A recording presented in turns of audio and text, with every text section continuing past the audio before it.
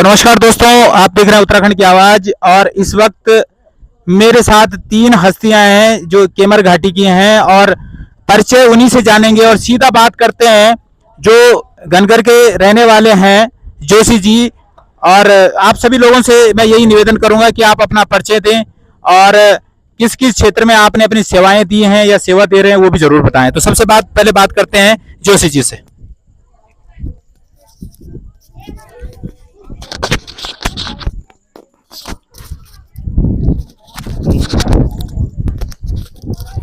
तो इस वक्त हम हैं गौनगर गनगर में, जो सेठों का गांव भी कहा जाता है। तो पहले आप हमारे दर्शकों को ये बताइए कि सेठों के गांव के कहलाने के पीछे की क्या कहानी है। सबसे पहले तो मैं आपके चैनल को बहुत बहुत धन्यवाद देता हूँ। आपका चैनल यहाँ की जो लोकल समस्याएं हैं वो हर बार उठाता रहता है और जो यहाँ की लोकल समस्याएं होती हैं अधिकारियों के से लेकर के और जनप्रतिनिधियों तक उठाते हैं और वो लगभग करीब पूरी होती भी हैं। मैं रामानंद जोशी हूँ और मैं एक सामाजिक कार्यकर्ता हूँ और मेरा रुझान ज़्यादा गाँव की तरफ है। मैं ये चाहता हूँ कि जो हमारा पुराना गांव गनगर है ये दोबारा वैसे ही गांव बन जाए जैसा हमारा पुराना गांव था, सेठों का गांव।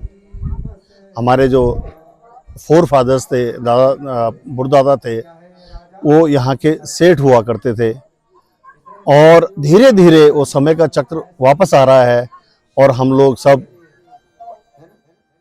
बड़ी मेहनत कर रहे हैं कि हमारा गांव दोबारा से उसमें आ जाए, उसी स्थिति में आ जाए। अच्छा, थोड़ा यहाँ पर जो सेठों का गांव है, हाँ जी, थोड़ा सा उस पर भी नजर डालते हैं कि ऐसी क्या बात थी कि इसको सेठों का गांव कहा गया। सेठों का गांव इसलिए कहा गया था कि यहाँ पर लोग धन संपत्ति वाले थे। जो हमारे बुढ़दादा थे, यहाँ पर सामने आपको दिख रहा होगा, यहाँ पर एक बहुत बड़ा, इसको कोठा भीतर बोलते थे, बहुत बड़ा वो था इनका। और ये इनका महाराजा टेरी से बहुत दोस्ताना का वो था।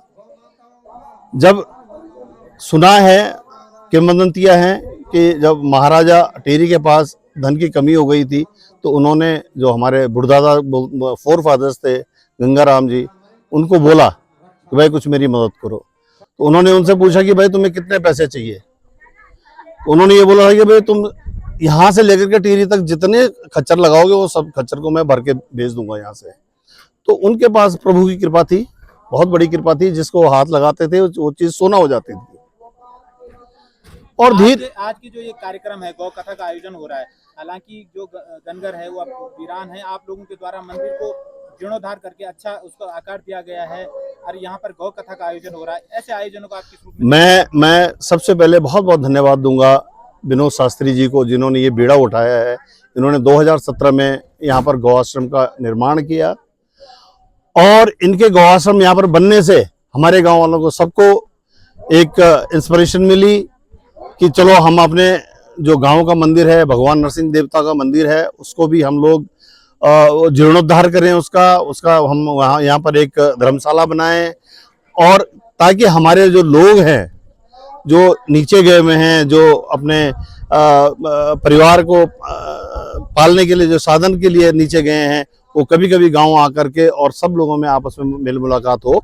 तो यहाँ पर जो हमारा इष्ट देव है नरसिंह देवता, उनका बहुत भव्य मंदिर है।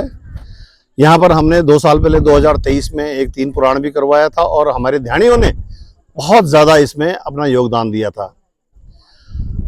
यहाँ पर जो विनोद जोशी जी ने जो यहाँ पर जो गौ आश्रम बनाया है, हमारे यहाँ पर एक नगर है, वो कोठा भीतर जिसको बोलते थे, उसके बाहर एक नगर था। तो हो सकता है कि उस टाइम पे जो हमारे जो फोर फादर्स थे उन्होंने उस नगर को बनाया हो और वहां पर उनके ना जो पशु होते थे, उनके पशुधन होता था, उनका उधर ही रहते थे। अब इन्होंने उसका नाम गौ नगर रखा है इसका। तो ये तो हमारे बुजुर्गों ने पहले ही बना दिया था गनगर, इसीलिए उसका नाम पड़ा था। और विनोद जोशी जी ने यहाँ पर होकर के ये जो सोधर्म गौपाल सेवा का इन्होंने जो आश्रम बनाया है यहाँ पर, बहुत अच्छी बात है और हम सब लोगों का इनके साथ सहयोग है। मैं ही नहीं, चमियाला से है, आप चौहान जी हैं, मेरे बड़े पुराने मित्र हैं, ये इससे जुड़े हुए हैं। चमियाला के श्रीकोट के, सेंदुल के, केमरा के, सरांस गांव के, गनगर के और वो तमाम क्षेत्र के लोग इस गौशाला से जुड़े हुए हैं और सबका ये एक ध्येय है कि गौ संवर्धन हो, गौ संरक्षण हो। इस क्रम में इन्होंने यहाँ पर अभी गौ कथा का आयोजन किया है और बहुत भली भांति सारे लोग एक सवाल आपसे जी कि जिस तरह से जो कुछ लोगों ने बड़ा बेड़ा उठाया है, गाय जो हमारी गौवंश हैं उनकी सेवा करने के लिए आश्रम बनाए हैं, लेकिन आज भी कुछ लोग ऐसे हैं जो जो गाय जब निराश्रय हो जा रही है तो उनको सड़कों पर छोड़ रहे हैं, उनको क्या संदेश देंगे आप? तो वही तो हम लोग उठा रहे हैं उन गायों को, वही हम उन गायों को उठा रहे हैं, उनको ये संदेश देने की गायों को वहाँ सड़क में मत छोड़ो, यहाँ हमारे गौ आश्रम में लेके आओ। हम लोग उसका संवर्धन करेंगे, हम उसका संरक्षण करेंगे और हम कोशिश कर रहे हैं कि अपने पूरे गांव को इस तरह से जोड़े कि यहाँ पर पूरे क्षेत्र की गायां हैं और हम पूरा गांव मिलकर के उसका संवर्धन करें। और इसी क्रम में हमारे साथ जुड़े हैं चौहान जी, जो बाल गंगा सेवानिवृत्त जो एक समिति है बेलेश्वर में जो रहते हैं, वरिष्ठ नागरिक मंच के उसके सचिव भी हैं, और उनसे सीधी बात करेंगे कि जो आज का ये कार्यक्रम है, जो गौ कथा का यहाँ पे आयोजन किया जा रहा है, दिव्य भव्य आयोजन किया जा रहा है, जिसमें सभी लोग सहयोग कर रहे हैं, आप कैसे देखते हैं इसको? धन्यवाद उनियाल जी। मैं उमेद सिंह चौहान ग्राम सिल्यारा से हूँ और जैसे आपने कहा कि हम एक वरिष्ठ नागरिक समिति भी इसीलिए बनाई थी कि भाई हम समाज में कुछ कार्य कर सकें और जो हमारी लायक जो कार्य हैं वो करें।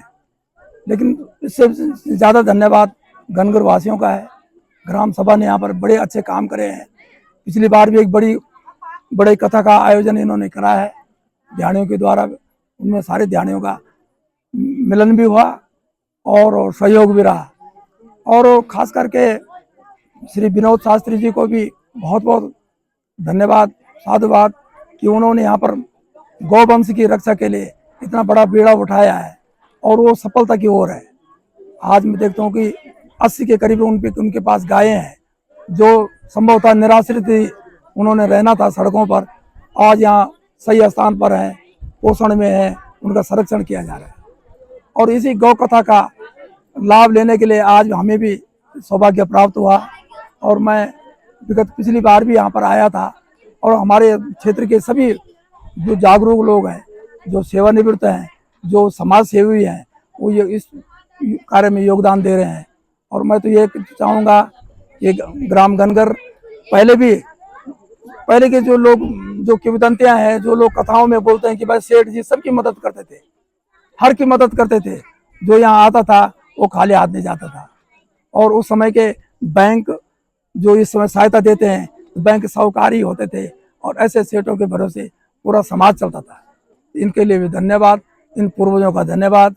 हम सुनते थे कि भाई गंगाराम केवलराम जी दयालु प्रवृत्ति के भी थे और सेठ भी थे। बहुत धन्यवाद जी। हमारे अगले मेहमान हमारे साथ जुड़े हैं। आप इस जो गौ कथा का आयोजन जो गनगर में हो रहा है, इसको किस रूप में देखते हैं?